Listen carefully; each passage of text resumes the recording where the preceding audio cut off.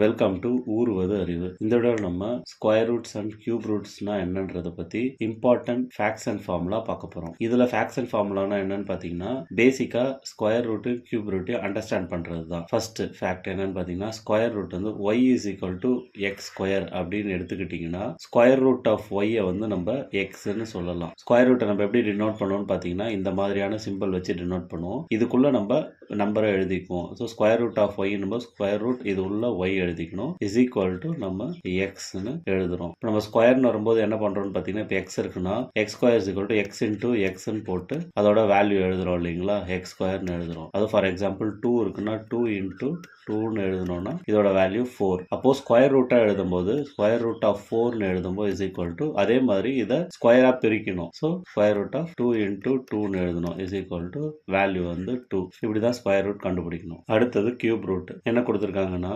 ஒய்ன்றது X கியூப்னு நம்ம எடுத்துக்கிட்டோம்னா cube root of Y is equal to x. அதே தான் ஸ்கொயருக்கு பதில் கியூப். கியூப் ரூட்டை நம்ம எப்படி டினோட் பண்ணணும்னு பார்த்தீங்கன்னா அதே சிம்பிள் தான். இங்கே 3 போட்டோம்னா அது cube root. So cube root of Y is equal to எக்ஸ்னு எழுதலாம். எப்போனா நம்மளுக்கு y is equal to x கியூபா இருந்துச்சுன்னா. ஸோ நம்ம ஒரு கியூப் பண்ணோம்னா என்ன பண்ணுவோம்னா எக்ஸ் கியூப்னா என்னன்னு பார்த்தீங்கன்னா இந்த நம்பரை 3 வாட்டிக்கு மல்டிப்ளை பண்ணுவோம். X into X into X. So இதுதான் நம்ம எக்ஸ் கியூப்னு சொல்லுவோம். அதே மாதிரி கியூப் ரூட்னு எடுக்கும்போது இதே மாதிரி 3 பிரிச்சு எழுதி இப்போ ஒய்ன்றது எக்ஸ் கியூப்னு எடுத்துக்கிட்டோம். அப்போ cube root of Y is equal to cube root of X கியூப்னு எழுதணும். அப்போ is equal to cube root of X into X into X. So cube root of Y is equal to X தான் value. இதே ஒரு நம்பர்ல வச்சு பார்த்தோம்னா 2 cube எடுத்துக்கிட்டீங்கன்னா is equal to 2 into 2 into 2 is equal to 8 அப்படின்னு நம்ம எழுதுவோம். இப்போ கியூப் ரூட் ஆஃப் 8 அப்படின்னா பார்த்தீங்கன்னா cube root of 8 is equal to அதே மாதிரி கியூப் ரூட் ஆஃப் இதை 3 எழுதணும். 2 இன்டூ 2 இன்டூ 2 போட்டுக்கணும். So is equal to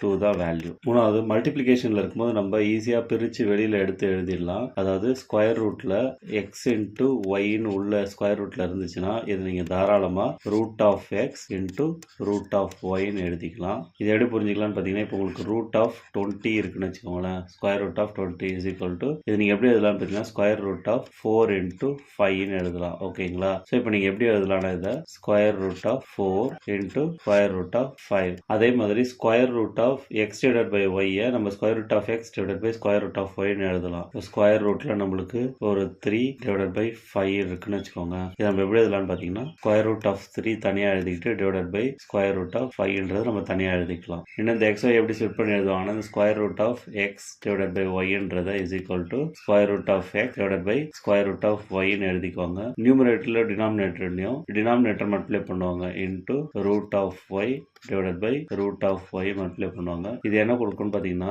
square root of x into square root of y divided by square root of y into square root of y is equal to square root of வெளியில multiply பண்ணா நம்ம உள்ள எடுத்துட்டு போயிடலாம் xy divided by square root of y into y is equal to square root of xy divided by இங்க square root of y னா y square, அப்படின்னா நம்ம எழுதலாம்னா y ன்னு எழுதிக்கலாம் ஸ்கொயர் ரூட்டை ரிமூவ் பண்ணிட்டு. ஸோ இந்த மாதிரியும் நம்ம எழுதலாம். இதெல்லாம் பேசிக்கா ஸ்கொயர் ரூட் கியூப் ரூட் எப்படி சால்வ் பண்றதுன்றதுக்கான ஃபார்முலாஸ். இது வந்து பேசிக் அண்டர்ஸ்டாண்டிங் தான். உள்ள போக போக நிறைய இருக்கும். அதை நம்ம எப்படின்னு இண்டிவிஜுவலா ப்ராப்ளம் சால்வ் பண்ணும்போது தெரிஞ்சுக்கலாம். இந்த வீடியோல பேசிக்கா ஒரு ஸ்கொயர் ரூட் கியூப் ரூட்னா என்னன்னு உங்களுக்கு ஒரு ஐடியா கிடைச்சிருக்கும். இந்த வீடியோ உங்களுக்கு யூஸ்ஃபுல்லா இருந்திருக்கும் நம்புறேன். நன்றி.